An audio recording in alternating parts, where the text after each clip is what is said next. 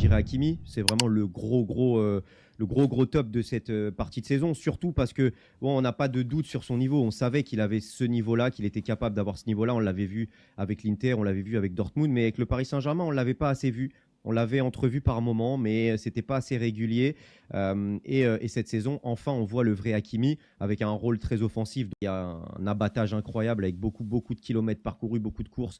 Même défensivement, c'est solide. Donc, très content de le voir à ce niveau parce que c'est un joueur quand même qui a coûté cher et qui a un statut et qui peut devenir aussi le futur capitaine du PSG. Donc c'est tant mieux d'avoir Hakimi à ce niveau-là.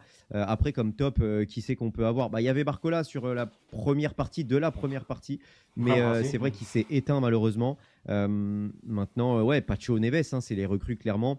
Il faudrait citer quand même Marquinhos aussi, parce que la vérité, c'est qu'il revient bien quand même. Et si Pacho s'est aussi bien acclimaté à ce club, et si la défense est aussi solide, c'est aussi grâce à Marquinhos quand même, qui, je pense, a très très bien accueilli Pacho et qui l'aide vraiment aussi à se développer et à jouer, et qui communique beaucoup avec lui. Donc je pense que le niveau de Pacho, c'est aussi grâce à Marquinhos. Et puis forcément, ouais, Joao Neves, qui, avec Luis Enrique, c'était une vraie volonté. Et puis avec Vitinha au milieu de terrain, je pense que les deux se trouvent à merveille et ils s'acclimatent parfaitement bien.